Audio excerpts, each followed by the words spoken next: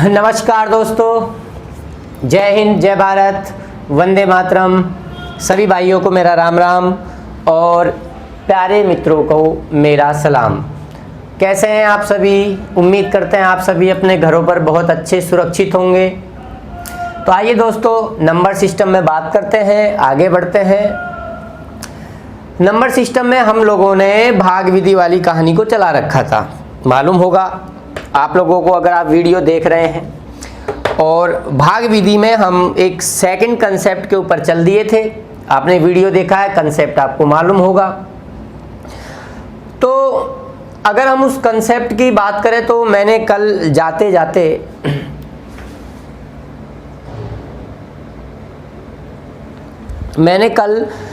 जाते आपको होमवर्क के रूप में एक क्वेश्चंस मैंने आपको हल करने के लिए दिया था और मैंने कहा था कि आप लोग इसका जो आंसर है वो कमेंट बॉक्स में मुझे लिख कर देंगे। जितने लोग वीडियो देखते हैं उनमें से एकमात्र ललित चौधरी का आंसर आया। उन्होंने 83 आंसर दिया और उनका आंसर बिल्कुल सही था। मात्र एक विद्यार्थी ऐसा है जिसने आंसर दिया। तो आइए देखते हैं, इस क्वेश्चन को समझते हैं। क्या कह रहा है कि यदि संख्या x को 2 अंकों के भाजक d से विभाजित किया जाता है तो 68 शेष बचता है। यदि 5x को, मतलब संख्या का 5 गुना कर दिया आप, 5x को d से विभाजित किया जाए तो 8 शेष बचता है। तो हमें d का मान बताना है।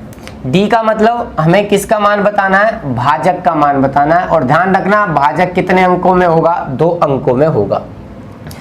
तो कोई संख्या x है और x में हमसे d का भाग लगाने के लिए उसने कहा है, और x में d का भाग लगाने पर उसने कहा है कि जो हमारा शेष बचेगा वो हमारा 68 बचेगा। 68 शेष बचेगा।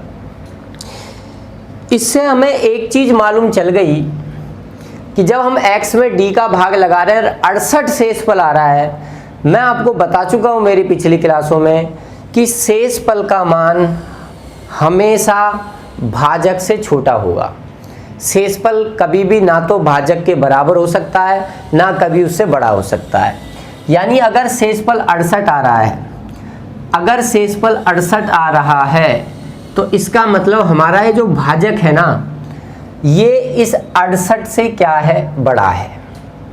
अगर हम किसी भी संख्या में 68 से बड़ी संख्या का भाग लगाएंगे तभी तो शेषफल 68 या उससे छोटा आएगा। d का मान 68 से बड़ा है, ये तो कंफर्म है। 68 से क्या है? बड़ा है, ये हमारा कंफर्म है। इसका मतलब ये आंसर तो हो ही नहीं सकता। पहली बात तो ये है। एक तो हमने यूं हटा ही दिया। चलो ठीक है, आगे बढ़ते हैं। अब कह रहा है अब 5x को d से विभाजित किया जाए। अब कह रहा है 5x को d से विभाजित किया जाए।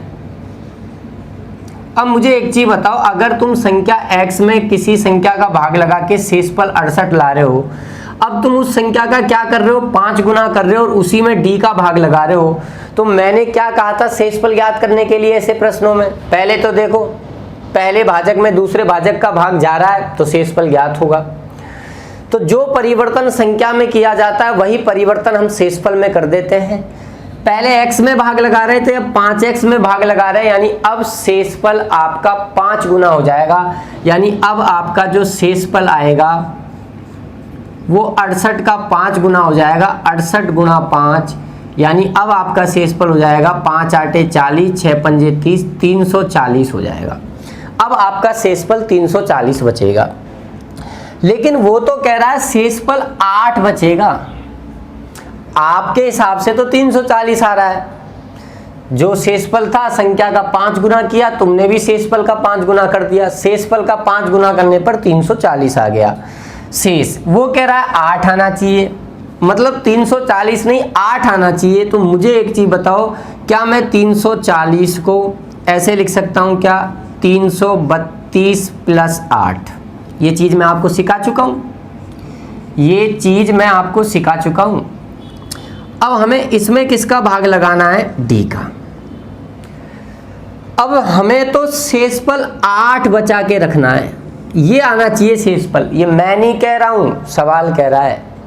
इसका मतलब अगर हमें 8 शेषफल बचाना है तो ये 332 डी से पूरा पूरा कटना चाहिए, 332 डी से पूरा पूरा कटना चाहिए, नहीं यानी यहाँ शेषफल 0 आना चाहिए और यहाँ आपका शेषफल 8 आना चाहिए। दोनों को आप जोड़ोगे तभी तो 8 हो गया, आएगा कि नहीं आएगा? यानी 332 डी से पूरा पूरा कटना चाहिए। अब मुझे एक चीज बताओ, 332 डी से पूरा पूरा कब कट सकता है? जब 332 डी का मल्टीपल हो, 332 डी का कोई गुणज हो। तो इस डी का मान अगर मैं 332 रख दूं तब भी 332 से 332 पूरा पूरा भाग चला जाएगा, शेषफल 0 आ जाएगा। या डी 332 हो या उसका कोई मल्टीपल हो, जब मैं से इसका आधा करके देखूं, 2 एकम 2, 2 छिकी 12, 2 छिकी 12, 166। अगर डी का मान 166 रखता हूं तब भी 166 दुआ 332 पूरा पूरा कट जाएगा, शेष 0 आ जाएगा। और देखो इसका आधा करके देखें, 2 8 16, 2 3 6, 83। अगर मैं डी का मान 83 रखता हूं तो 83 को अगर मैं 4 से 83 रखता हूं तो 83 से 332 आपका कितने टाइम कट जाएगा? 4 टाइम। क्या मैं और फैक्टर कर सकता हूं? 83 तो अपने आप में एक अभाज्य संख्या है, अब इसका तो कोई फैक्टर होगा ही नहीं। तो ये मान हो सकते हैं 332, 166, 83। अगर डी का मान मैं 332 रख दूं तब भी भाग पूरा पूरा जाएगा, शेषफल 0 आ जाएगा। 166 रख दूं तब भी 0 आ जाएगा। मैं 83 रख दूं तब भी 0 जाएगा। तो डी का मान 332 भी हो सकता है, 166 भी हो सकता है, ठीक है, 83 भी हो सकता है। हाँ, कई लोग सोच रहे होंगे कि सर इस 4 भी तो है, 4 का भी तो जा रहा है, बिल्कुल जा रहा है, 4 का भी बिल्कुल जा रहा है, 4 भी हो सकता है डी का मान। तो ये मान अगर मैं डी का मान ये रखूं, ये रखूं, ये रखूं, ये रखूं तो भाग पूरा पूरा जाएगा। लेकिन आप सभी जानते हैं मैं यहाँ 4 नहीं रख सकता, क्योंकि अगर मैं डी का मान यहाँ 4 रखूंगा तो इस 8 में भी भाग पूरा पूरा चला जाएगा, तो शेषफल क्या बचेगा? 0। तो 4 नहीं रख सकते अपन। आई ना बात समझ में? और दूसरी बात, x में तुम d का भाग लगाने पे 68 शेष ला रहे हो, तो मैंने पहले कहा था कि d का मान 68 से बड़ा आएगा, तो 4 नहीं रख सकते।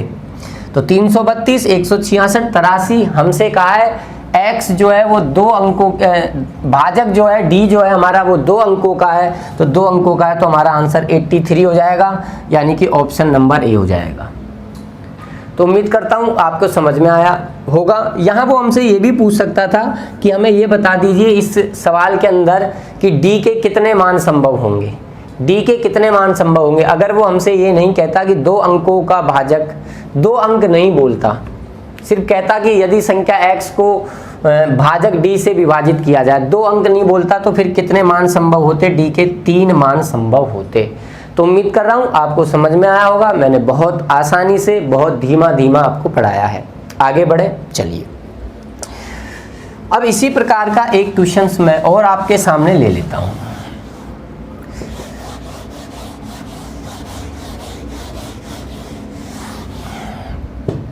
ऐसा ही एक क्वेश्चन हम आपके सामने और ले लेते हैं। तो आइए, नेक्स्ट क्वेश्चन मैंने आपके सामने आ गया है कि जब किसी संख्या को भाजक d से विभाजित किया जाता है तो 10 शेष बचता है। यदि उस संख्या के वर्ग को d से विभाजित किया जाए तो 8 शेष बचता है। d के कितने मान संभव होंगे? तो अभी मैं यहाँ जो समझा रहा था उस सवाल में कि वो ऐसा भी पूछ सकता है, वही चीज मैंने आपके सामने नेक्स्ट सवाल में रख दी।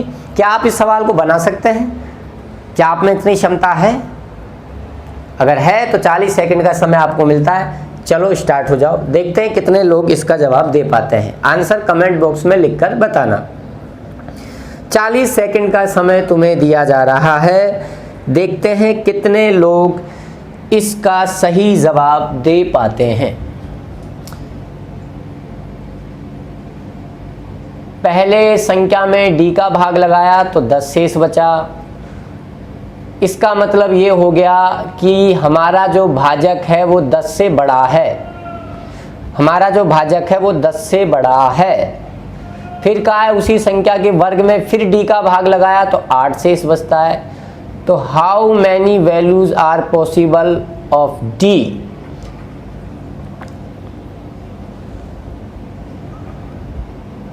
देखते हैं कितने लोग जवाब दे पाते हैं।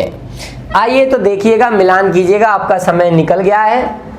तो जब किसी संख्या को, मैंने मान ली संख्या x है, x को d से विभाजित किया जाता है तो आप लोगों का शेष जो बचता है वो 10 बचता है। इससे ये कंफर्म हो गया कि अगर शेष 10 बच रहा है तो हमारा जो d है इसका मान 10 से बड़ा होगा। अरे किसी भी संख्या में 10 से बड़ी संख्या का भाग लगाओगे तभी तो शेषफल 10 आ सकता है। अगर तुम किसी संख्या में 9 का भाग लगाओ तो 10 शेषफल ला सकते हो क्या? मेरे को बताओ खुद ही। तुम किसी भी संख्या में 7 का भाग लगाओ और फिर को 11 शेषफल आ रहा है, पॉसिबल है क्या? 7 का भाग लगाओगे तो शेषफल 0 से 6 तक ही आ सकते हैं। तो d का भाग लगाने पे शेष 10 आ रहा है, इसका मतलब d का मान 10 से बड़ा होगा। आगे का है उसी संख्या के वर्ग में, मतलब x स्क्वायर में d का भाग लगा दिया। अब आपको मालूम है जब तुम संख्या का वर्ग करोगे और फिर शेषफल निकालोगे तो आपको सिखा दिया था जो परिवर्तन संख्या में किया जाता है वही शेषफल में कर दो। तो अब शेष बचेगा 10 का स्क्वायर 100 शेष बचेगा। लेकिन वो तो कह रहा है शेष क्या बचना चाहिए? 8 बचना चाहिए। शेष कितना बचना चाहिए? 8 बचना चाहिए। तो अगर शेष 8 बच रहा है, अगर शेष 8 बच रहा है तो भाई इसको मैं क्या लिखूंगा? 92 + 8 लिख सकता हूं, बोलो। 100, हमारे तो 100 बच रहा है और वो कह रहा है हमारे शेषफल 8 बचना चाहिए। अच्छा 8 नहीं 4 ले, सॉरी यहाँ 4 है, ओहो सॉरी 4 है यहाँ। वो कह रहा है शेष 4 बचना चाहिए। अगर शेष 4 बचना चाहिए तो हम 100 को ऐसे लिख सकते हैं, बताओ 96 + 4 और इसमें d का भाग लगाना है। तो यहाँ तो शेषफल आ जाए 0 और यहाँ आ जाए 4, दोनों को जोड़ूंगा तो टोटल शेषफल 4 आ जाए। तो अगर 4 शेषफल बचाना है तो 96 को d से पूरा कटना होगा। तो यहाँ शेषफल 0 आ जाएगा, यहाँ 4 आ जाएगा। तो आइए 96 को काटना है d से, तो 96 d से तभी कट सकता है जब 96 जो है वो d का कोई मल्टीपल हो। तो बताओ d का मान क्या क्या हो सकता है? और ध्यान रखना d का मान 10 से बड़ा होगा। तो 12 × 8 = 96, 12 हो सकता है। 10 से बड़ा, 10 से छोटे भी हैं लेकिन हम तो 10 से बड़ा से सोचेंगे ना। 12 है, बिल्कुल सही है। क्या 14 है? 14 × 2 = 28, 14 × 6 = 84,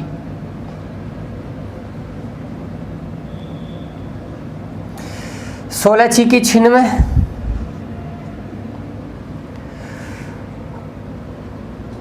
18 नहीं, 19 नहीं, 20 नहीं, 21 नहीं, 22 नहीं, 23,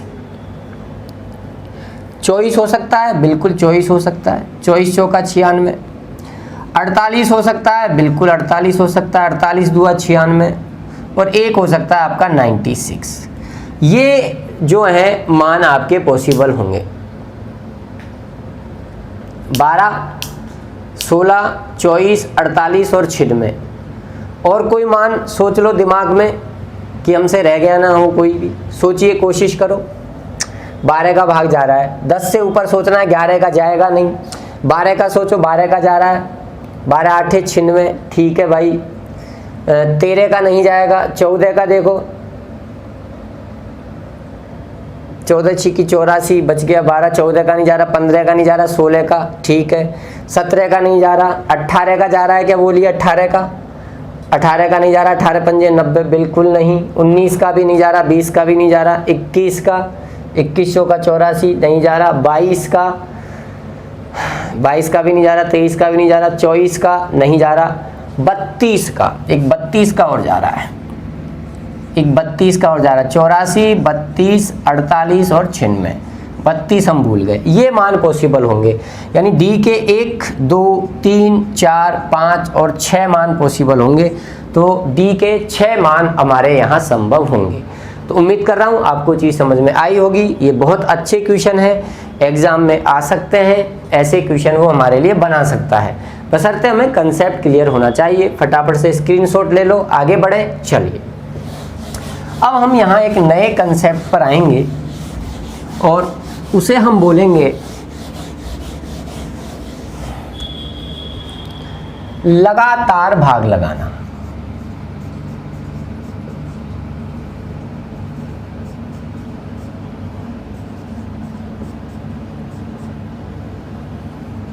एक कंसेप्ट हमारे यहां आता है जिसे हम बोलते हैं लगातार भाग लगाना, सक्सेसिव डिवीजन। लगातार भाग लगाना, सक्सेसिव डिवीजन, इसका क्या मतलब है समझना। जैसे मान लो मेरे पास एक संख्या है 53, मैंने इसमें 3 का भाग लगाया, 17 बार गया, 17 तिया 51, 2 आपका शेष बच गया। अब आपका भागफल क्या है बताइए, आपका भागफल 17 है। मान लीजिए मैं इस भागफल 17 में भाग लगवा दूं 2 का, तो 2 8 16, रिमाइंडर 1 बच गया। अब आपका भागफल कितना आया है 8। अब मैं आपसे कहूं आप इस 8 में 5 का भाग लगा दो, तो 5 एकम 5, शेषफल कितना बच गया 3 बच गया। तो आपने देखा कि सबसे पहले मैंने 53 में 3 का भाग लगाया, जो भागफल आया 17 उसमें मैंने 2 का भाग लगवाया, फिर जो भागफल आया 8 उसमें मैंने 5 का भाग लगवाया। तो मैं भागफल में भाग लगवा रहा हूं, और भागफल में भाग लगाना ही, भागफल में बार बार जो भागफल आएंगे उनमें हम किसी अन्य संख्याओं का भाग लगाते चले, तो भागफल में भाग लगाना ही, भागफल में भाग लगाना ही कहलाता है लगातार भाग लगाना। ठीक है, तो आप अपनी कॉपी में नोट बना के लिख लीजिए इस चीज को कि यदि भागफल में भाग लगाया जाए, यदि प्रत्येक बार भागफल में ही भाग लगाया जाए तो इसे लगातार भाग लगाना कहा जाता है। अब बात ये आती है कि लगातार भाग लगाने वाली इस कंडीशन में वो हमसे पूछेगा क्या। देखिए आपने किसका भाग लगाया, किस में भाग लगाया 53 में। आपको ये 53 नहीं बताया जाएगा सवाल में। किसका लगा रहे हो 3 का, शेषफल कितना आ रहा है 2, ये 17 भागफल आ रहा है, ये भी नहीं बताया जाएगा। ठीक है, ये कुछ नहीं बताए जाएंगे, जहां जहां मैं क्रॉस लगा रहा हूं वो आपको कुछ नहीं बताएगा। वो तो आपसे कहेगा कि भाई किसी संख्या में लगातार, लगातार शब्द बोलेगा, किसी संख्या में लगातार 3, 2 तथा 5 का भाग लगाया जाए तो शेषफल क्रमशः 2, 1 और 3 प्राप्त होते हैं। शेषफल क्रमशः 2, 1 और 3 प्राप्त होते हैं। तो वो आपसे पूछेगा कि बताओ फिर वह संख्या कौन सी है, या कुछ और एडवांस में चला जाएगा। तो हमारा मेन मुद्दा होता है कि हमको ये वाली संख्या खोजनी होती है। तो आखिर इस संख्या को हम कैसे खोजेंगे, लगातार भाग लगाने वाले इन प्रश्नों में समझने का प्रयास करना मेरे प्यारे विद्यार्थियों, ध्यान दीजिएगा। मैं एक क्वेश्चन के माध्यम से आपको यहाँ चीजें समझा देता हूँ। एक क्वेश्चन मैं आपके सामने यहाँ लिख रहा हूँ।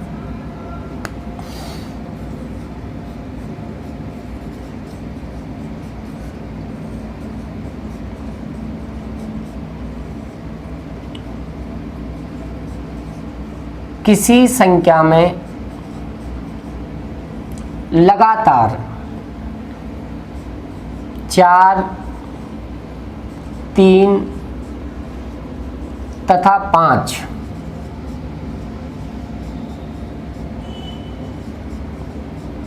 का भाग लगाने पर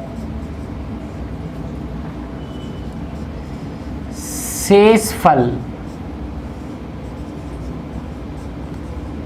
क्रमशः, शेषफल क्रमशः 2, 1 तथा 3 प्राप्त होते हैं।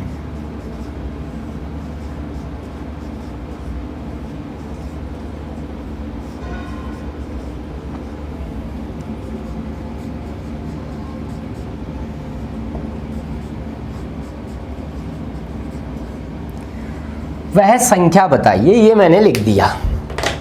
एक क्वेश्चन ये मैंने आपके सामने लिया, सबको दिखाई दे रहा है, वीडियो में कोई प्रॉब्लम तो नहीं आ रही है, बिल्कुल सबको क्लियर दिखाई दे रहा है। कि किसी संख्या में लगातार 4 का, 3 का और 5 का आपने भाग लगाया, भाग लगाने पे शेषफल आपके 2, 1 और 3 प्राप्त हुए, तो वो संख्या बताओ। यहाँ आपके सामने उसने लगातार शब्द बोला है, तो वो संख्या हमें बतानी है। हमें नहीं मालूम वो संख्या कौन सी है। मैंने मान लिया वो संख्या आपकी x है। सबसे पहले हमें किसका भाग लगाना है? 4 का। ठीक है, 4 का भाग लगा दिया। शेषफल वो कह रहा है 2 बचेगा, बचा लिया। भागफल क्या है हमें नहीं मालूम, मैंने मान लिया भागफल a है। अब 3 का भाग लगाना है। लगातार का मतलब होता है भागफल में भाग लगाना है, यानी अब तुम a में 3 का भाग लगाओगे, भागफल यही तो है। शेषफल आपका कितना आ रहा है? 1। ये भागफल आपको नहीं दिया, आपने b मान लिया। लगातार बोला है, लगातार का मतलब होता है भागफल में भाग लगाना, और भागफल हमारा b आया है। अब इसमें किसका भाग लगेगा? 5 का। अब b में 5 का भाग लगेगा। शेषफल कितना आया? 3 आया। भागफल हमें नहीं मालूम, c आ गया, c मान लिया हमने। ये जो हमें डाटा दिया है वो डाटा हमने यहाँ लिख लिया। अब हमें कहा है संख्या बताओ, मतलब हमारा टारगेट x को निकालना है। मुझे बताइए यहाँ x किसका काम कर रहा है? अगर x यहाँ मैं आपसे पूछूं यहाँ इस भाग में ये x किसका काम कर रहा है, तो आप कहेंगे सर ये भाज्य का काम कर रहा है, और भाज्य बराबर होता है भाजक गुणा भागफल प्लस शेषफल। तो x का मान हम निकाल सकते हैं अगर हम 4 को a से गुणा करके 2 जोड़ दें। यानी अगर x का मान निकालना है तो उसके लिए हमें a का मान मालूम होना चाहिए। अगर हमें a मिल जाए तो हम आसानी से x निकाल सकते हैं, पर हमें a मालूम नहीं है। अगली स्टेप में हम जाकर देखें तो हमने देखा a यहाँ खुद भाज्य का काम कर रहा है, तो हम इस a का मान यहाँ निकाल सकते हैं भाजक गुणा भागफल प्लस शेषफल, यानी 3 गुणा b प्लस 1 से। अगर हमें b का मान मालूम चल जाए तो हम a का मान निकाल सकते हैं, a का आ जाए तो x का भी निकाल सकते हैं, लेकिन b का मान तो मालूम ही नहीं है। अगली स्टेप पे हम आगे बढ़े तो हमने देखा यहाँ b जो है वो खुद भाज्य का काम कर रहा है, इसे हम निकाल सकते हैं 5 गुणा c प्लस 3 से। यानी b का मान भी तब निकलेगा जब हमें c का मान मालूम हो। लेकिन दोस्तों मेरे प्यारे विद्यार्थियों, हमें यहाँ c का मान भी मालूम नहीं है। अगर हमें इस सवाल का जवाब देना है तो सबसे पहले रिक्वायरमेंट है हमारे पास c का मान होना चाहिए। c का मान आ जाएगा तो उससे हम b का मान निकाल लेंगे, b का आ जाएगा तो उससे हम जो है a का निकाल लेंगे, और a का आ जाएगा तो हमारा x का भी आ जाएगा। यानी हमें हमारे आंसर तक पहुंचने के लिए c का मान मालूम होना चाहिए। या यूँ समझो कि x, a, b और c ये इन चारों ने कोई अपराध कर दिया, बहुत बड़ा सल्टा दिया किसी को। अब पुलिस इनके पीछे पड़ी है। मान लो तुम पुलिस वाले हो, तुम्हें मालूम है कि इन्होंने ये गुनाह किया है और इस पूरी घटना का मुख्य सरगना कौन है? x है, और ये a, b, c इसके गुर्गे हैं। तो आपको पकड़ना है x को, तो सबसे पहले तुम्हें c को पकड़ना पड़ेगा। c को पकड़ लो, रिमांड पे ले लो, और c फिर किसका पता बताएगा? b का। फिर b को रिमांड पे ले लो, b किसका पता बताएगा? a का। और फिर a को रिमांड पे ले लो, ठोको पीटो उसको साले को, और a किसका पता बताएगा? x का। और x को पकड़ लेंगे, चारों मुजरिम पकड़े जाएंगे, केस सॉल्व हो जाएगा, खत्म की। तो अब c का मान हम कहाँ से लाएं? तो मैंने दोस्तों इसका मान 0 मान लिया। मैंने इसका मान क्या मान लिया? 0। जब मैं इसका मान 0 मानूंगा तो 5 गुणा 0 0 हो जाएगा प्लस 3, तो b का मान आपका 3 आ गया। b का मान आपका 3 आ गया। हम b का मान 3 यहाँ रख देते हैं, तो 3 तिया 9, 9 और 1 10 आ गया। a का मान 10 आ गया। 10 चौका 40 और 2 42, यानी x का मान 42 आ गया। यानी हमारी संख्या 42 निकल कर आ गई। ये हमारा आंसर हो गया। लेकिन कहाँ कहा है? क्या किसी ग्रंथ में लिखा है? हमारी रामायण में, हमारी महाभारत में, हमारी कुरान में है? कहीं लिखा है क्या? बाइबल में कहीं लिखा है क्या इसका मान 0 मानना चाहिए? किसने कहा? कौन कह गया? मैं इसका मान 1 मान सकता हूँ। अगर मैं इसका मान 1 मानूंगा तो देखते हैं क्या होता है। आइए आप तो सुनते रहिए मुझे। मैंने इसका मान 1 माना तो 5 एकम 5 और 3 8 बन गया। बी का मान 8 हो गया तो 8 तिया 24 और 1 25 हो गया। ए का मान 25 रखा तो 25 चौका 100 और 2 102 हो गया। संख्या अब आ गई 102। ये तो बदल गया आंसर ही, बड़ी आ गई। ये तो हमारे सामने बड़ी दुविधा हो गई। यहाँ तो 2 आंसर आ गए, संख्या 42 भी 102 भी। अगर मैं यहाँ इस b का मान 3 रख दूं, अगर मैं इस b का मान 3 रख दूं तो संख्या फिर बदल जाएगी। 5 तिया 15 और 3 18, 18 तिया 54 और 1 55, 55 चौका हो जाएगा आपका 220, 220 में 2 जोड़ूंगा तो 202। और इस प्रकार से मैं इसका मान 4 रखूं 5 रखूं तो इस प्रकार से दुनिया भर के अनंत संख्याएं निकल कर आ जाएंगी। अब हमारे सामने समस्या ये हो गई कि हम आंसर 42 दें, 102 दें, 102 दें कि 200 दे दें, आगे और कोई भी दे। मुझे एक चीज़ बताओ, अगर मैं यहाँ सवाल में ये लिख देता, मैं लिख देता वह सबसे बड़ी संख्या बताइए, मैं ये लिख देता, सवाल मेरा ये होता कि किसी संख्या में लगातार 4, 3, 5 का भाग लगाने पर शेषफल क्रमशः 2, 1, 3 प्राप्त होते हैं, तो वह सबसे बड़ी संख्या बताइए।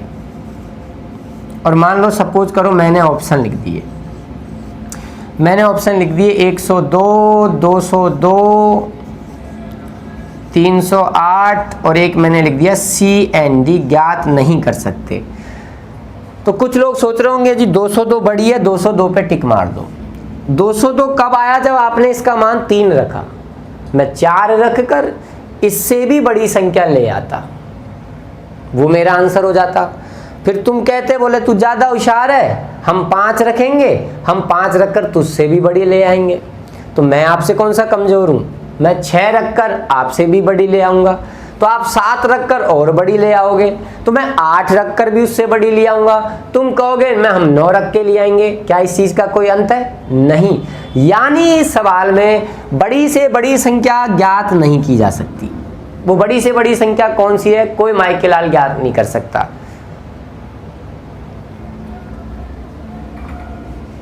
अब मैं इसको हटा दूं, मैंने कहा संख्या बताओ।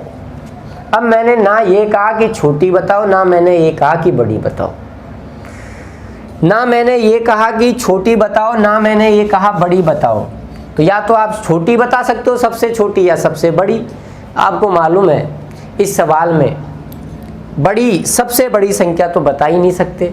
जब सबसे बड़ी संख्या बता ही नहीं सकते तो उस पर काम ही मत करो। कौन सी बता सकते हो? सबसे छोटी बता सकते हो, सबसे छोटी तो बता सकते हो। और सबसे छोटी कौन सी है? 42 है, 42 है, जो कि हमारा आंसर है। लेकिन मेरे दोस्तों, हमारी एसएससी, रेलवे डिपार्टमेंट या हमारा जो भी एग्ज़ाम कंडक्ट कराती है कोई भी, तो उसके पीछे लॉजिक ये रहता है कि वो 42 आंसर नहीं मानेंगे, इसमें वो ऑप्शन में नहीं देंगे आपको। अब वो ऐसा क्यों करते हैं हमें नहीं मालूम, वो आंसर 102 मानते हैं। वो कहते हैं यार भागफल क्या 0 रखा जाए, 0 रखने से क्या है। वो सबसे छोटी संख्या अगर ज्ञात करने की बात करते हैं तो वो इस अंतिम भागफल का मान 1 रखते हैं, 0 की बजाय वो 1 मानते हुए हमारा ऑप्शन सेट करते हैं। तो आप इस 42 पे ध्यान नहीं देंगे। यानी हमें यहाँ पे सबसे छोटी संख्या बतानी होती है, बड़ी संख्या तो ज्ञात कर ही नहीं सकते। और सबसे छोटी संख्या ज्ञात करने के लिए अंतिम भागफल को 1 माना जाता है, 1 माना जाएगा। 0 भी नहीं मानते। क्यों नहीं मानते? क्योंकि वो 0 पे ऑप्शन नहीं देता है। ठीक है, उन्होंने कहा बोले हम 1 मानेंगे, तो उन्होंने जो कहा है हमें भी वही बात माननी है। तो अंतिम भागफल 1 मानेंगे। 5 एकम 5 और 3 ये 8 हो गया। ठीक है, बी का मान आपका 8 हो गया, 8 तिया 24 और 1 ये आपका 25 हो गया। और ये आपका 25 चौका 100 और 100 और 2 102, ये हमारा आंसर बन गया। तो उसने अंतिम भागफल हमें नहीं दिया, तो हमें संख्या निकालनी है, तो भागफल का मान ज्ञात लिखना पड़ेगा। तो अगर हम भागफल का मान अपनी इच्छा से मानेंगे तो बड़ी संख्या ज्ञात करना तो संभव नहीं है, छोटी संख्या ही ज्ञात करना संभव है। और छोटी संख्या ज्ञात करने के लिए उन्होंने कहा कि अंतिम भागफल को 1 माना जाएगा, 0 नहीं मानेंगे। 1 माना जाएगा और 1 मानकर आपको वो संख्या निकालनी होगी। ये जो मैंने आपको सिखाया ये इसका बेसिक है। आप चाहो तो इसको एक दूसरे और शॉर्ट तरीके से भी चाहो तो कर सकते हो, ठीक है। हमारा काम बताना है। आइए देख लीजिए। मुझे बताइए सवाल में सिर्फ और सिर्फ कौन कौन सी चीज़ें आपको उपलब्ध कराई हैं। तो आप कहोगे सर सवाल के अंदर तो हमें भाजक दिया है, भाजक दिए हैं और हमें शेषफल दिए हैं। तो लगातार किस किस का भाग लगवा रहा है? 4 का, 3 का और 5 का। शेषफल क्या आ रहे हैं? 2, 1 और 3। तो भाजक लिख लो, शेषफल लिख लो। फिर नीचे से उल्टा जेड बनाओ, ऐसे नीचे से उल्टा जेड बनाओ। जल्दी करने के लिए बता रहा हूँ, हालांकि ये भी बहुत सिंपल है।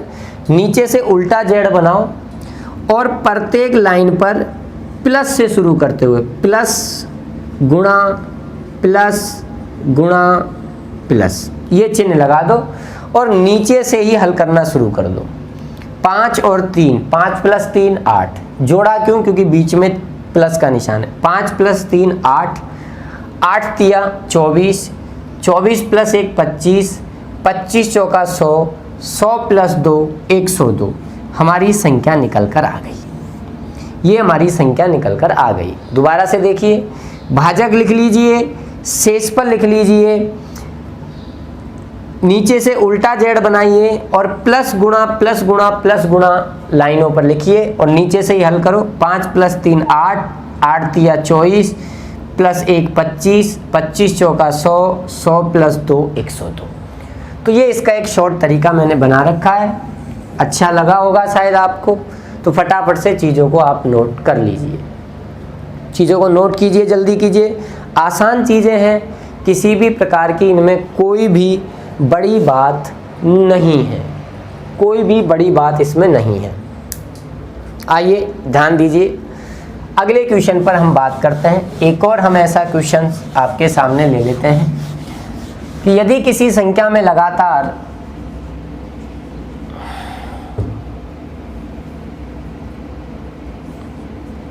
छः, 8 तथा 5 का भाग लगाने पर हम कहें कि साहब शेषफल 3, 4 तथा 2 प्राप्त होते हैं, तो हमसे कह दे उस संख्या में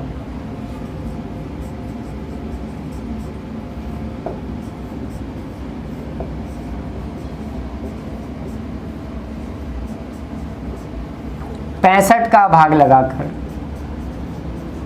उस संख्या में 65 का भाग लगाकर शेषफल बताइए। ये क्वेश्चन मैंने आपके सामने लिख लिया। तो सबसे पहले तो आप वो संख्या निकाल लो। संख्या निकालनी है तो आप डायरेक्ट टिक लगा सकते हो। भाजक है, शेष हैं आपके पास।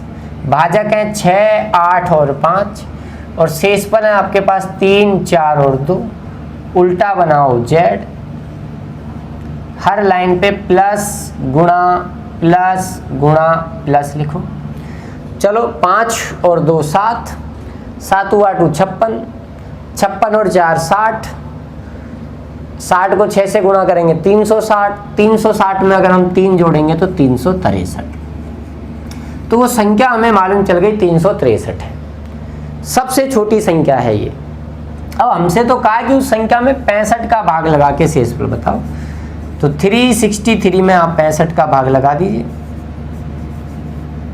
आपका ये 5 बार चला जाएगा। 5 25, 30 और 2 32। 13 में से 5 गए 8 और 5 में से 2 गया 3, तो आपका रिमाइंडर आ जाएगा 38। 38 आपका आंसर आ जाएगा। तो उम्मीद कर रहे हैं आपको चीज़ें समझ में आ रही होंगी। फटाफट से स्क्रीनशॉट ले लो, फिर हम आगे बढ़ते हैं नेक्स्ट क्वेश्चन की ओर। आइए,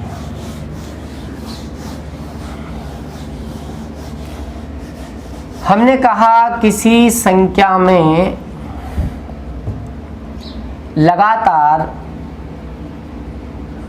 7, 6 तथा 4 का भाग लगाने पर शेषफल क्रमशः 2, 3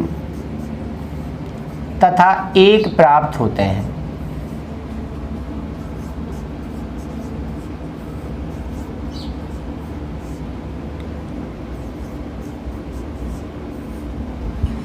उसी संख्या में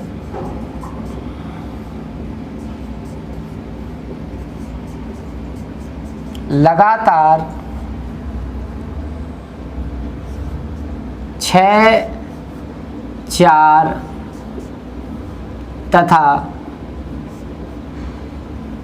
6, 4 तथा 9 का भाग लगाने पर 6, 4 तथा 9 का भाग लगाने पर शेष फल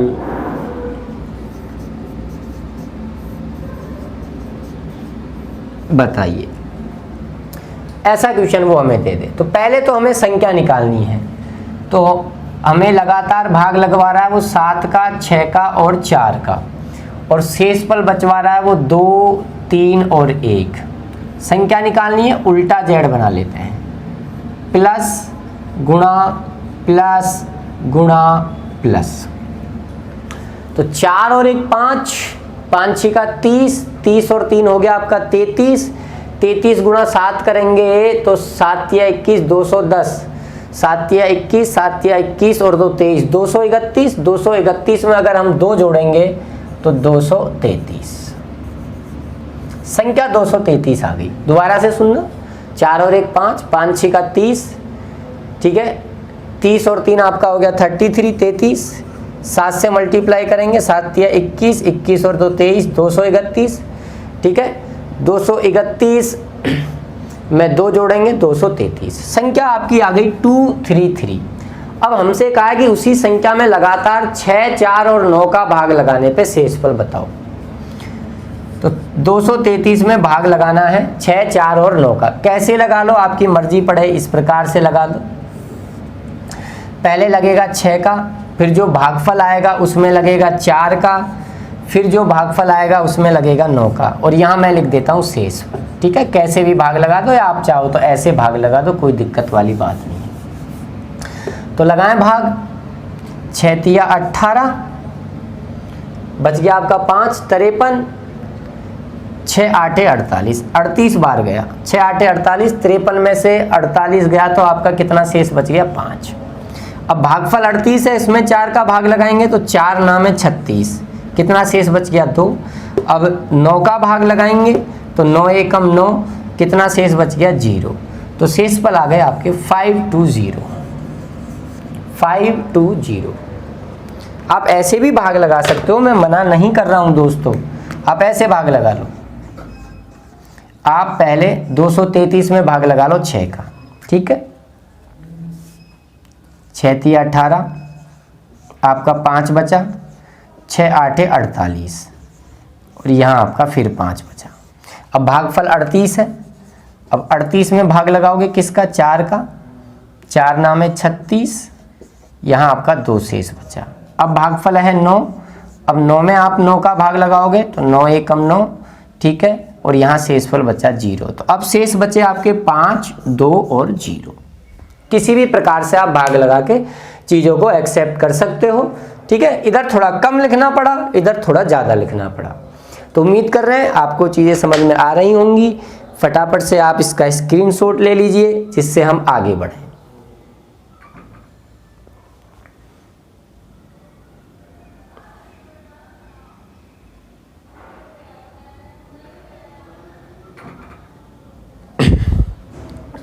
चलिए आगे बढ़ते हैं और कुछ क्वेश्चंस आपके सामने हम लेते हैं।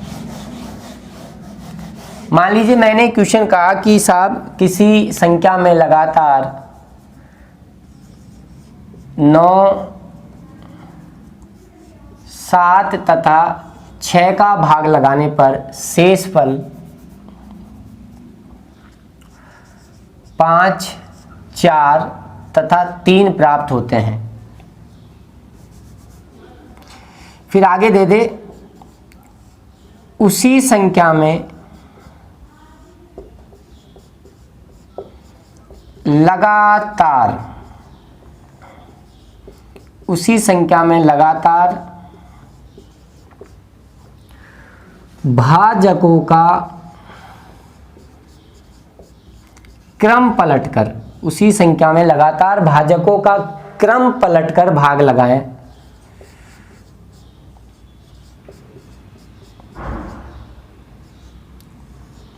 उसी संख्या में लगातार भाजकों का क्रम पलटकर भाग लगाकर शेष फल बताइए। ऐसे भी कभी कभी थोड़ा सवाल को घुमा सकता है। आइए, तो पहले तो हमारा काम है संख्या निकालना। भाजक है 9, 7, 6 और शेषफल दिए 5, 4, 3। उल्टा जेड बनाइए, प्लस गुणा प्लस गुणा प्लस। तो 6 + 3 9, 9 × 7 = 63, 63 और 4 आपका हो गया 67, 67 को गुणा करना है, 9 × 6 = 54, 9 × 7 = 63, तो ये आ गया आपका 603। 603 603 67 × 9, 603 में हम जोड़ेंगे 5, तो ये आ गया आपका 608। तो संख्या आपकी 608 निकल कर आ गई। अब हमसे कहा कि उसी संख्या में भाजकों का क्रम पलटकर लगातार भाग लगाना है। देखिए पहले आपने कैसे भाग लगाया, सबसे पहले 9 का, फिर 9 के बाद जो भागफल आया उसमें 7 का, फिर जो भागफल आया उसमें 6 का। पहले आपके भाजकों का क्रम ये था, सबसे पहले 9 का, फिर जो भागफल आया उसमें 7 का, फिर जो भागफल आया उसमें 6 का। अब आपको इसी संख्या 608 में भाग लगाना है, लेकिन क्रम बदलना है भाजकों का, यानी पहले 6 का, फिर जो भागफल आएगा उसमें 7 का, फिर जो भागफल आएगा उसमें 9 का। आइए, तो 608 में सबसे पहले आप भाग लगाओगे 6 का,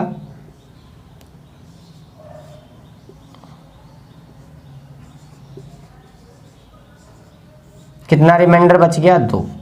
अब भागफल क्या है 101, अब 101 में भाग लगाओगे 7 का, तो 7 × 7, 7 × 4 = 28, यहाँ आपका बच गया 3। अब भागफल कितना आया 14, अब 14 में आप किसका भाग लगाओगे 9 का, तो 9 × 1 = 9, कितना शेष बच गया 5। तो शेषफल आपके आ गए 2, 3 और 5, 2, 3 और 5। तो ऐसा भी वो क्वेश्चन बनाकर आपसे पूछ सकता है कि भाजकों का क्रम पलट दें और क्रम पलटने के बाद फिर भाग लगाएं तो क्या आएगा। तो उम्मीद कर रहा हूं आपको चीजें समझ में आ रही होंगी। स्क्रीनशॉट ले लीजिए, आगे बढ़ते हैं नेक्स्ट क्वेश्चन की ओर। फटाफट कीजिए।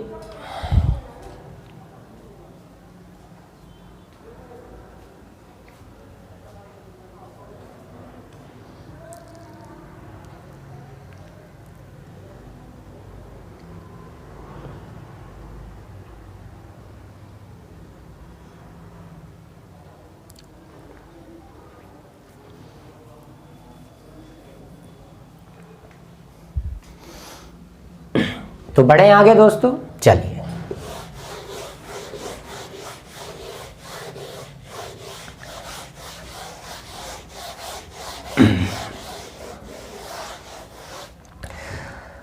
मान लीजिए वो क्वेश्चन हमें दे दे, किसी संख्या में लगातार 7, 8 तथा 5 का भाग लगाने पर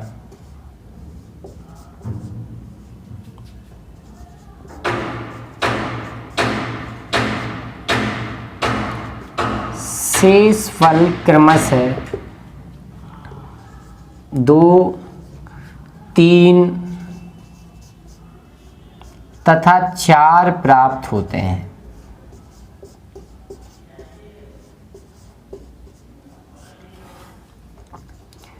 यदि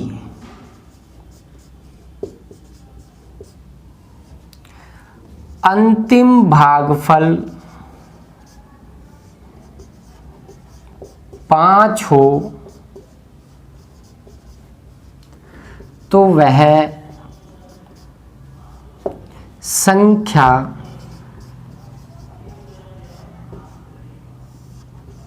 बताइए। एक क्वेश्चन और है, मैंने आपके सामने लिया कि कोई संख्या उसमें लगातार 7, 8 और 5 का आपने भाग लगाया और उसमें भाग लगाने पर जो आपके कंटिन्यूअस रेगुलर जो शेषफल रिमाइंडर्स आए वो 2, 3 और 4 आए। यदि अंतिम भागफल 5 हो तो आपको वो संख्या बतानी है। तो हमने माना हमारी वो संख्या x है। पहले हम बेसिक पर बात करेंगे, समझना इधर। सबसे पहले 7 का भाग लगाया, शेषफल कितना आया 2, भागफल हमें नहीं मालूम, a मान लेंगे। अब हम भागफल a में भाग लगाएंगे, किसका 8 का, शेषफल कितना आया है बोलिए 3, भागफल कितना आया b। अब हम b भागफल में भाग लगाएंगे, किसका लगाएंगे 5 का, शेषफल कितना आया है 4 और ये हमारा अंतिम भागफल c हमने मान लिया। अभी तक हम जितने सवाल कर रहे थे उन सभी में इस अंतिम भागफल c को 1 मान रहे थे। क्यों मान रहे थे 1? क्योंकि हमें संख्या बतानी है तो हमें इस c का मान मालूम होना चाहिए, इसके बिना हम संख्या नहीं बता सकते। c का मान हम बहुत कुछ भी मान सकते हैं, लेकिन अगर हमें संख्या बतानी हो तो एक तो हम सबसे बड़ी संख्या की बात करें, एक सबसे छोटी की बात करें, तो सबसे बड़ी संख्या तो ज्ञात करना पॉसिबल नहीं होता। सबसे छोटी संख्या ही ज्ञात की जा सकती है और सबसे छोटी संख्या ज्ञात करने के लिए अंतिम भागफल 1 मान लिया जाता है। लेकिन अगर किसी सवाल के अंदर ये अंतिम भागफल तुम्हें दे दिया जाए, सवाल में ही दे दिया जाए, सवाल में ये आपको मेंशन करा दिया जाए कि अंतिम भागफल ये है, तो आपको वहां अंतिम भागफल 1 मानने की जरूरत पड़ेगी क्या? आप कहोगे बिल्कुल नहीं। अब हमें इस सवाल में अंतिम भागफल 5 दे रखा है, तो अब हमें अंतिम भागफल 1 मानने की जरूरत नहीं है, उसने 5 कहा है तो हम 5 ही रखेंगे। तो 25 और 4 29, b का मान 29 आ गया, ये हमने 29 यहाँ रखा। तो 72, 16 और 7 23, 232 में 3 जोड़ेंगे 235, तो a का मान आ गया आपका 235। तो 7 पंजे 35, 21 और 3 आपका 24, 14 और 2 16। दोबारा से देख लीजिए, 35, 7 पंजे 35, 21 और 3 24, 14 और 2 16, और इसमें 2 और ऐड करेंगे तो ये आपका आ जाएगा 1647। 1647 हमारी यहाँ संख्या निकल कर आ गई। तो ये तो मैंने आपको बेसिक सिखाया। अब आप कई लोग सोच रहे होंगे सर ट्रिक लगाकर बताओ इस पे, जो आपने ट्रिक बताई। अगर हम इस पे ट्रिक लगाएंगे, भाजक लिया, ये हमारे शेषफल हमने लिए, तो 7, 8, 5, रिमाइंडर क्या है आपके 2, 3 और 4। उल्टा n बनाने के लिए कहा, और आप में से कुछ लोगों ने जो है ये ट्रिक लगा के आंसर सोच भी लिया होगा। 5 और 4 9, 9 8 72, 72 और 3 हो गया आपका 75। 75 को मल्टीप्लाई करेंगे 7 से, 35, 49 और 3 आपका हो गया 52, और उसमें 2 जोड़ेंगे तो 527। तो संख्या निकल कर आई 527 ट्रिक से। लेकिन बेसिक से तो आंसर 1647 है और यहाँ ट्रिक से आपका 527 है। इसका मतलब आपकी ट्रिक फेल हो गई। ट्रिक फेल नहीं हुई दोस्तों। ये ट्रिक हम तब लगा रहे थे जब हमें अंतिम भागफल नहीं दिया जा रहा था और अंतिम भागफल 1 मानते हुए हम सवाल को कर रहे थे, तब ये ट्रिक लागू हो रही थी। यहाँ पर सही आंसर क्यों नहीं आया? क्योंकि इस बार अंतिम भागफल 1 नहीं है, इस बार अंतिम भागफल सवाल में ही दिया है 5, तो इसलिए ट्रिक से सही आंसर नहीं आ रहा। तो इसका मतलब ट्रिक गलत है, सब जगह लागू नहीं होती है, लेकिन बशर्ते बात यह है कि मैंने उस ट्रिक की पूरी जानकारी आपको नहीं दी। ट्रिक ये कहती है कि भाजक लिख लीजिए, शेषफल लिख लीजिए, उल्टा जेड बना लीजिए और नीचे से प्लस गुणा प्लस गुणा प्लस गुणा लिख लीजिए, तथा अंतिम जो भाजक होता है उसको अंतिम भागफल से पहले गुणा करेंगे। अंतिम भागफल से अंतिम भाजक को गुणा करेंगे, फिर उल्टा जेड अपनाएंगे। अब जिन सवालों में हमें अंतिम भागफल दे ही नहीं रखा था, उन सवालों में हमने अंतिम भागफल 1 माना था। और अब मालूम है भागफल 1 अगर हमें मानना पड़ता है तो 5 को 1 से गुणा करने पे कोई इफेक्ट ही नहीं पड़ेगा, 5 ही आएगा, इसलिए हम ये चीज वहां बताते ही नहीं थे आपको। लेकिन अगर अंतिम भागफल आपको 1 की जगह सवाल में कुछ दे दिया जाए तो उससे तो फर्क पड़ेगा। तो संपूर्ण ट्रिक ये होती है कि भाजक लिख लो, शेषफल लिख लो, उल्टा जेड बना लो, प्लस गुणा प्लस लिख लो प्रत्येक लाइन पर। अब अंतिम भाजक को अंतिम भागफल से गुणा करो, फिर उल्टा जेड अपनाओ। अब बताओ इस सवाल में आपको अंतिम भागफल कितना दिया है, तो आप कहोगे अंतिम भागफल 5 दिया है, 5 से ऐसे करो। अब अंतिम भाजक को भागफल से गुणा करो, 5 25, 25 और 4 29, 29 8 आपका हो जाएगा कितना 232, 232, 29 8 232, 232 में 3 जोड़ोगे तो 235, 235 को अगर आप 7 से गुणा करोगे तो वही आपका 1645, उसमें 2 जोड़ोगे तो 1647। तो कंप्लीट ट्रिक हमारी ये थी, कंप्लीट ट्रिक हमारी ये थी दोस्तों, ठीक है। तो ध्यान रखना, अगर अंतिम भागफल दे दे सवाल में तो अंतिम भागफल को अंतिम भाजक से गुणा करके फिर उल्टा एन वाला प्रोसेस आपको अपनाना है। तो ये कुछ छोटी मोटी बातें थी जो आपको करनी है, आपको इनको सीखना है। मैंने सिखाया, मैंने समझाया, उम्मीद करते हैं आपको ये चीज़ें समझ में आई होंगी। आइए अब एक और क्वेश्चन पे हम बात करते हैं।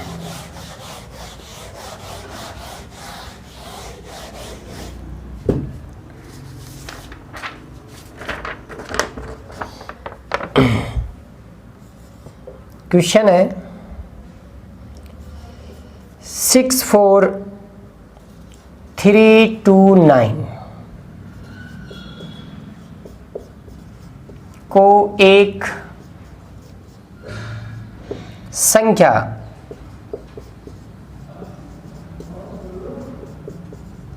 संख्या से विभाजित किया जाता है, एक संख्या से विभाजित किया जाता है, फिर 3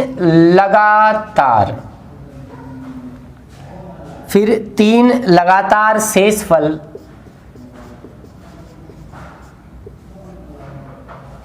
175, 114, 213 प्राप्त होते हैं।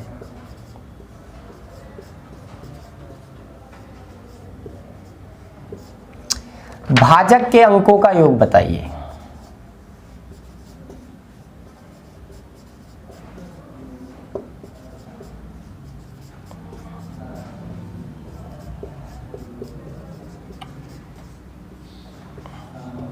भाजक के अंकों का योग बताइए। ऑप्शन भी मैं आपको दे देता हूं, ए बी सी और डी। 7, 9, 8 एंड 11, ये मैंने ऑप्शन आपको दिए।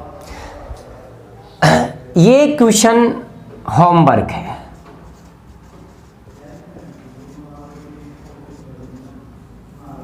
और चैलेंजिंग क्वेश्चन है।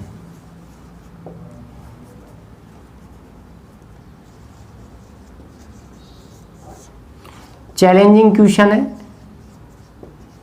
आप किताबें उठाओ, किताबों में ढूंढो, आप कहीं किसी और टीचर से पढ़ते हो, अपने उन मार्ड साहब से डिस्कस करो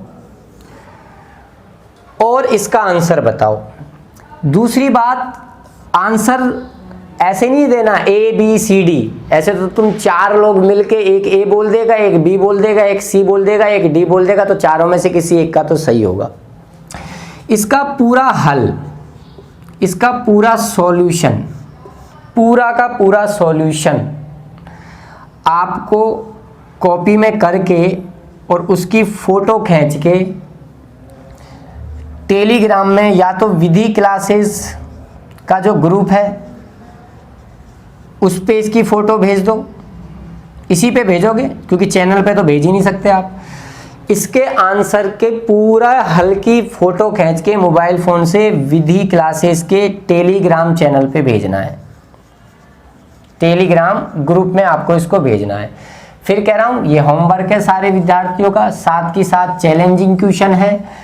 किताबें ढूंढो, आपके पास पुराने पेपरों की हैं, उन्हें आप अपने किसी भी मित्र से जो दूसरी जगह कोचिंग करता है, या फिर आप कहीं किसी दूसरे मार साहब से, देखो किसी का अपमान करने वाली बात नहीं है कि ऐसी बातें क्यों कर रहे हैं, सिर्फ क्वेश्चन है, चैलेंजिंग है। हम भी तो सीखते हैं कहीं ना कहीं से, ऐसा तो है नहीं हमारे पेट में सब कुछ हो, हमने भी ऐसे ही सीखा है, तो वो लोग सीख जाए शायद। थोड़ा सा मैं आपको हिंट दे देता हूँ कि लगातार शेषफल का मतलब क्या है। जैसे मान लो मैं कहूँ 538 है और मैं इस 538 में 9 का भाग लगाऊं, तो 9 पंजे 45, कितना शेष बचा? 8, 8, 9 नाम 81, कितना बच गया आपके पास? 7। तो देखो और मैं एक और आगे बढ़ा देता हूँ इसको, 2 1, तो 9 पंजे 45, 8 बच गया 88, 9 नाम 81, 7 बच गया, 2 लिया, फिर 9 8 72, 0 बचा, आगे का मैंने 1 उतारा। तो देखो एक शेषफल ये बचा 88, एक शेषफल कौन बचा? 72, एक कौन बचा? 0। तो ये है वो 3 लगातार शेषफल। ठीक है, यहाँ इस लगातार शेषफल की बात हो रही है, तो ये मैंने आपको हल्की सी हिंट दी। तो आप इस सवाल का जवाब ढूंढकर और उसका पूरा हल करके विधि क्लासेस के टेलीग्राम ग्रुप में आप इसको डालोगे। ABCD आंसर नहीं माने जाएंगे, पूरा सॉल्यूशन होना चाहिए। कोशिश कीजिए, क्योंकि जो कोशिश करते हैं उनकी कभी हार नहीं होती। तो ठीक है दोस्तों, मिलते हैं फिर। ये आपकी यह भाग विधि समाप्त हुई, भाग विधि खत्म हुई। अब हम कल जो हमारी नेक्स्ट वीडियो आएगी, उस नेक्स्ट वीडियो में मैं या तो आपकी रिमाइंडर थ्योरम स्टार्ट करूंगा या फिर संख्याओं का योगफल हम ज्ञात करना सीखेंगे। तो मिलते हैं अगली वीडियो में नए कंसेप्ट के साथ। अच्छा लगा, समझ में आया तो लाइक कर दीजिए, शेयर कर दीजिए। जय हिंद, जय भारत, वंदे मातरम, भारत माता की जय।